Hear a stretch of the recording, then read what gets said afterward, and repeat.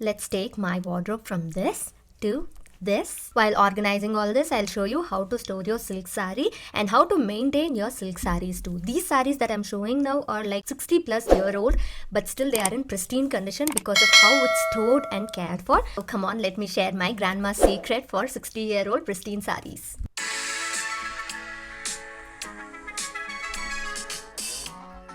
I have so many things to be done in this room. This is like the room where I film, I sleep, and work and all that. So yeah, you know, right? I just moved and then temporarily I fixed a lot of things. These are all the things that I added. But I have a big project here, which is this wardrobe. And I'm literally embarrassed to show you this wardrobe because it's not that bad, but I haven't organized or anything. I'm just going to put you here and show you what I mean. So this is not organized. I just stuffed some clothes in here, and you can see my blouses and all my sarees are downstairs. I just stuffed the clothes in this wardrobe, and here in the bottom these are like not the things that doesn't belong to me. Most of them doesn't belong to me. I need to take care of that. So when it comes to the whole room, so this is how it looks. This is the wardrobe I need to take care of. The room is full of mess because I just started cleaning, and I thought it's better I film it. I put some clothes, washed clothes on the bed, and this is how my room looks. And yeah, so yeah, I just started with something and I thought I should record it. And also in this wardrobe I'm gonna put all my silk sarees and the clothes that I wear occasionally, and my bangles and stuff. That's the plan, but let's see how it goes. Let's start by removing everything from the closet. So, you know, right, we all moved a year back from US to India. But, for the past 1 year, we didn't really organize many things in the house. The reason being, we are not sure where to put what. And, this is my mother-in-law's house. And we were all living together. But so we had all our stuff and all their stuff in here. The plan for my mother-in-law and my father-in-law was they wanted to move to an apartment. So it'll be very convenient for them. So they moved into a very newly built apartment, and we stayed back here. So when that happened, when it's our family, we don't immediately clean out everything and take it there, right? So they were also waiting for the apartment to be perfectly done before they move all the stuff. So once the apartment was ready, that is when all the stuff from here started moving to their place. That's when I got space for my stuff and my family stuff to be put in its place. And also, if like if it's a very blank canvas, it's a blank house, it'll be easy to organize. But to organize a house where there are already so many things, we will be very confused on like where to put what, which to remove, which things to be left there, and all such things. So it was very chaotic in the very beginning. Also, moving your kids from a whole environment they have got used to and putting them in a very new environment was not an easy job, especially when my kid was like 8-9 year old. She struggled a little bit, but again now she's really happy with the move, and she's so glad that she moved. Yes, she do miss being there in the US with her friends and stuff, but again she's in the right age that we moved, so she got really accustomed well to the school system here and all that. My younger kid got accustomed very quickly compared to my older child. The reason being, she was just 5 year old when we moved, so it was quite easy for her. Handling the kids move and settling down here was the main priority. Organizing the house or like making the house look really pretty or good was not the priority at all. That's why it took a long time. Even now I'm just putting things away. I'm not like trying to make it look aesthetic or anything like that. I'm just trying to find places for everything. So once I put everything in its place, then we can step into creating a much aesthetic and romanticizing the organization and romanticizing the wardrobe. Feels like a mini workout. I think I need a little bit of rest before I start handling that, because I went down oh wait because I went down the stairs and up the stairs so many times. I'll just take a little break and then come back. I got almost 90% of my sarees upstairs for now to organize. The rest of the sarees are with the dry cleaner or with my tailor. I need to badly update my blouse collection. So I have a lot of sarees. After coming back, I didn't get to refold the sarees or anything. It's important that you take your sarees and refold it, like when you fold a sari, this is my grandmother's sari, so you see the folds, you have to change the folds. If you don't like refold and change the folds, this is what happens to your sari. Look at the sari, how beautiful the color combination, the border, everything, but unfortunately it has the tear. This happens when you fold a sari and leave it with the same fold for many years. When I draped it, it tore, and it was such a sad day for me. So if you don't want your saris to torn like this, definitely refold them every once in a while. So whenever you have any silk saree, it's very important, you have to change the folds, like you have to take it all out at least once in 6 months. Yeah, if you can do it monthly or once in 2 months, it's really good, but doing it every 6 months, at least 6 months, is very important to maintain the saree. This saree is at least 60 years old, still it feels like new. I'll insert a picture in which I've draped it very pretty. I'll show you that so you can see how new it looks. So it's only because my grandmother maintained all her sarees really well.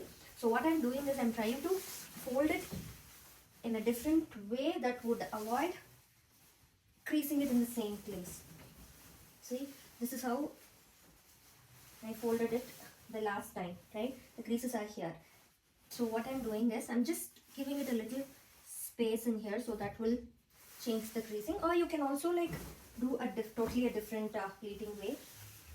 But now I'm just like pleating this saree, so the the creases are in a different space. So every time when you wear a silk saree or anything, it's good to do that. And also one other thing is, you don't need to plan a day and do all of it in one single day.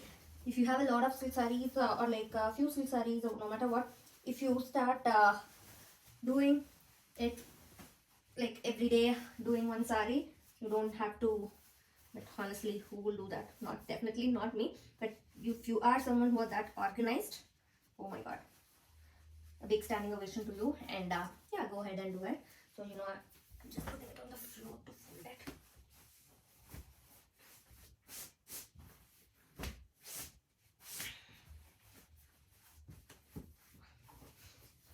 So yeah, so I'm going to do another one of my grandmother's saree. You can see it's a gorgeous brown color, the dark coffee brown with this orange. And one thing I noticed, these are called kadar pattu. That's what my grandmother told. Yeah, these are all kadar pattu, and you can see it has only one side border. And most of my granny sarees have one side borders, and all these have real gold jerrys in it. And this is such a beautiful color combination. I draped it for a fashion show in a very retro classy way, and the border has like Anna Parvai in it, and the buttas are like really simple and good. These are all like classic designs, and this is something, I think this was there. This tear in the border happened as an accident even before I got the saree, and who cares? It's not even visible anywhere, so I don't really mind. And yeah, I'm just trying to make these sarees last even. I'm just trying to make sure these sarees last another generation, to pass it on to my daughters.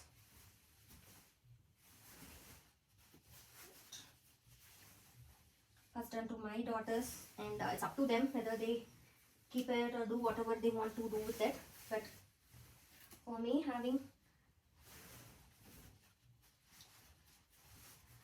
how special mothers' sarees are to their daughters, right?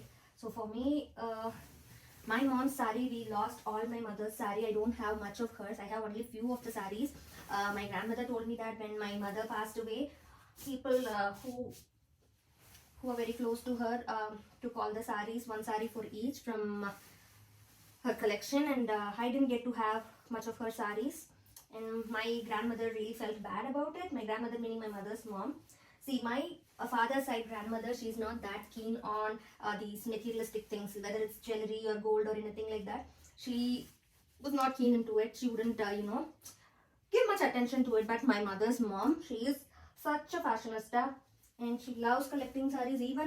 Even like in her late 70s and early 80s, she would she would tell me all the stories about how she bought the sarees, where she bought, and all the stories about it.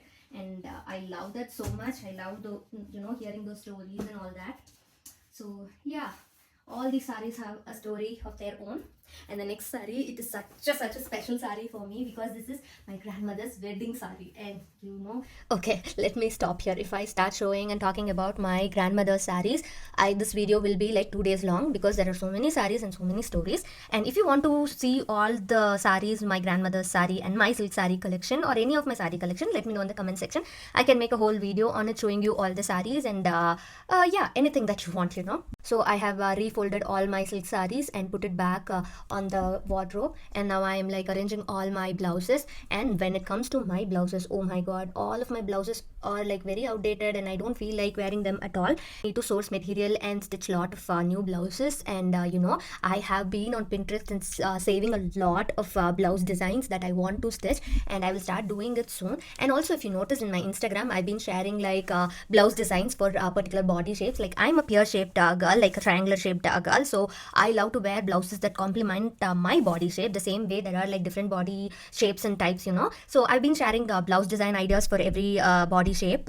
And if you have not followed me on Instagram, this is the right time for you to follow and know which blouses will suit your body type and also how to find your body shape and dress it accordingly. I'm going to start sourcing materials also, and hopefully I can share that journey and the process also, how I source my blouse material and how I decide which blouse material to go with which sari and all that. I think that will be possible. If you like that, let me know in the comment section. I'm almost done with this wardrobe. This is definitely not my dream wardrobe, but I'm happy that I have place to put everything right now. So right now, this is how my silk sarees are looking, and this is how the closet is looking. So I have a lot of things that's in the dry cleaner, so this area is empty, my salwars and stuff. And yeah, am I totally satisfied with how it looks? Absolutely no. I can do it much better. As of now, I have like found a place for it. Next, I need to figure out much better way to organize all. And these are the new blouses. I have to hang it up there. I need to get some hangers for that. So my loves, I hope you saw a little inside of how my life is right now. So I'll catch you in my next video. It will be a saree collection video or a saree draping video. Not any saree draping video. I'll show you how I did that retro contemporary drape I showed in the pictures, like you see it in the screen. So yeah, I hope you enjoyed this video. If you like this video, please do share it with your friends and family and leave a comment. It helps me a lot. And if you can hype this video, that will be very helpful for my channel. And if you have not subscribed, please click the subscribe icon that you see on the screen and subscribe to my channel. I would highly appreciate it. I'll catch you in my next video. Until then, remember, you are amazing just the way you are. Bye bye. With love, Sindhu.